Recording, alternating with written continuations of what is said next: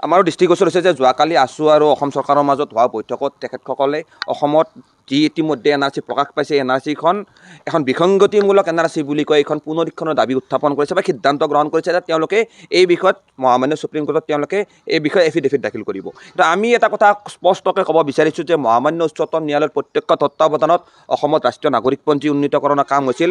যোৱা 2019 চনত 31 আগষ্ট তাৰিখে অসমত চূড়ান্ত এনআৰচি প্ৰকাশ পাইছে, য'ত নেকি প্ৰায় 19 লাখ মানুহৰ নাম বাদ পৰিছিল। এই সময়ছোৱাত বা সেইখিনি সময়ত 2019 চনৰ জুলাই মাহতে সেই সময়ৰ কেন্দ্ৰীয় চৰকাৰ আৰু ৰাজ্য চৰকাৰে অসমত এই এনআৰচিৰ পুনৰীক্ষণ বিচাৰি এক আবেদন দাখিল কৰিছিল আৰু সেই আবেদন চূড়ান্ত মহামান্য উচ্চতম ন্যায়ালয়ে খাৰিজ কৰি এই ৰাষ্ট্ৰীয় নাগৰিকপঞ্জী চূড়ান্ত তালিকা 2019 চনৰ 31 আগষ্ট তাৰিখে প্ৰকাশ কৰিবলৈ নিৰ্দেশনা দিছিল। তাৰ পৰৱৰ্তী সময়ত কেন্দ্ৰীয় গৃহ মন্ত্ৰণালয়, কেন্দ্ৰীয় বৈদেশিক মন্ত্ৰণালয়ৰ পৰা আৰম্ভ কৰি বিভিন্ন চৰকাৰী বিভাগে, বিভিন্ন মন্ত্ৰী, সাংসদে বিভিন্ন সময়ত বিবৃতি প্ৰদান কৰি স্পষ্টভাৱে কৈছে যে অসমত প্ৰকাশ পোৱা এনআৰচিখন এখন শুদ্ধ, বিজ্ঞানসন্মত, আইনসন্মত এখন ট্ৰেন্সপাৰেণ্ট এনআৰচি। এইখন এনআৰচিৰ দ্বাৰা এই অঞ্চলত যিখিনি কোনো ধৰণৰ বিসংগতিমূলক কাম হোৱা নাই, এইখিনি কথা চৰকাৰৰ ফালৰ পৰা কোৱা হৈছে। কিন্তু আজিৰ তাৰিখত আমি দেখিবলৈ পাইছোঁ প্ৰায় 1600 কোটি টকা খৰচ কৰি অসম চৰকাৰৰ প্ৰায় 55,000 কৰ্মচাৰীয়ে দিনে নিশাই কাম কৰি যি চূড়ান্ত এনআৰচি প্ৰকাশ কৰিলে, অসমৰ জাতীয় দলিল হিচাপে যি এনআৰচি প্ৰকাশ কৰা হ'ল, এই এনআৰচিখনত কিছুমান দল সংগঠনে চৰকাৰে কল্পনা কৰি মনত কিছুমান সংখ্যা যি লৈ ঘূৰি ফুৰিছিল যে অসমত কোটি কোটি বিদেশী আছে, লক্ষ লক্ষ বিদেশী আছে, এই তেওঁলোকৰ কল্পনাৰ লগত সংখ্যাৰ লগত নিমিলা কাৰণে তেওঁলোকে এই এনআৰচিখনত বাংলাদেশী নাম অন্তৰ্ভুক্ত হোৱা বুলি বা বিসংগতিপূৰ্ণ এনআৰচি বুলি কৈ আজিৰ তাৰিখত এই এনআৰচিখন পুনৰীক্ষণ কৰাৰ দাবী উত্থাপন কৰিছে। আমি আজি প্ৰশ্ন কৰিব বিচাৰিছোঁ সদৌ অসম ছাত্ৰ সন্থাক বা বিভিন্ন দল সংগঠনক, যেতিয়া অসমত এনআৰচি উন্নীতকৰণৰ সময়ত দাবী আৰু আপত্তি প্ৰক্ৰিয়া চলি আছিল, সেই সময়ত আছু আৰু এপচুকে আদি কৰি বিভিন্ন দল সংগঠনৰ নেতৃত্বত এটা ৰাতিৰ ভিতৰতে যি কেইবা লাখ আপত্তি দাখিল কৰা হৈছিল, সেই আপত্তি দাখিল কৰা ব্যক্তিসকলৰ পৰৱৰ্তী পৰ্যায়ত বিদেশী বুলি প্ৰমাণ কৰিব পাৰিলেনে?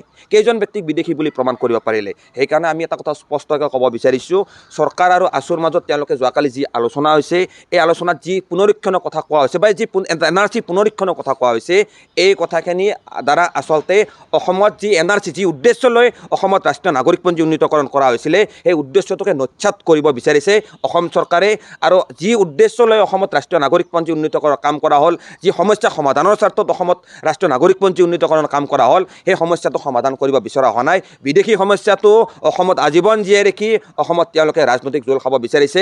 আৰু তাৰ কাৰণে আজিৰ তাৰিখত আছু তথা অসম চৰকাৰে এক নাটক কৰিছে আৰু সেই নাটকৰ দ্বাৰা আচলতে সাধাৰণ শ্ৰেণীৰ ৰাইজক তাত প্ৰভাৱিত কৰিব বিচাৰিছে। আমাৰ স্পষ্ট কথা, এনআৰচিত যিখিনি মানুহৰ নাম ইতিমধ্যে অন্তৰ্ভুক্ত হৈছে, সেই মানুহখিনিক আইন অনুসৰি চৰকাৰে বা কৰ্তৃপক্ষই অতি শীঘ্ৰে ৰাষ্ট্ৰীয় পৰিচয় পত্ৰ, নেশ্যনেল আইডেণ্টি কাৰ্ড প্ৰদান কৰিব লাগে।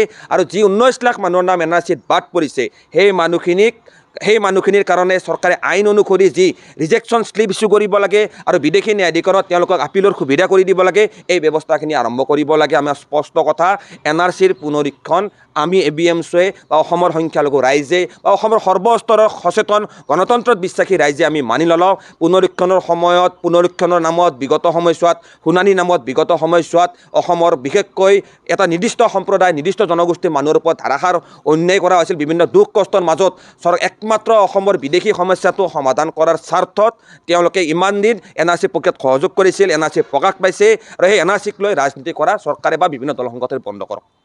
তদুপৰি আমি আৰু এটা কথা ক'ব বিচাৰিছোঁ, এনআৰচিৰ দাবী আৰু আপত্তি দাখিলৰ সেই সময়ত শুনানিত অংশগ্ৰহণ কৰা যিখিনি মানুহৰ বায়'মেট্ৰিক লোৱা হৈছিলে, সেই বায়'মেট্ৰিক লোৱাৰ ফলত আজিৰ তাৰিখত লক্ষ লক্ষ মানুহে কিন্তু আধাৰ কাৰ্ড ল'ব পৰা নাই, যাৰ পৰিণতিত আজিৰ তাৰিখত যিকোনো চৰকাৰী সা সুবিধা ল'বলৈ ৰেচন কাৰ্ডৰ পৰা আৰম্ভ কৰি বিভিন্ন ক্ষেত্ৰত কিন্তু ৰাইজে বিভিন্ন অসুবিধাৰ সন্মুখীন হৈছে। সেইকাৰণে চৰকাৰক আমি আহ্বান জনাইছোঁ, শীঘ্ৰে আধাৰ কাৰ্ডক লৈ পেলাই বায়'মেট্ৰিকক লৈ এনআৰচি যি এক সমস্যাৰ সৃষ্টি হৈছে, সেই সমস্যাৰ সমাধান কৰিব লাগে।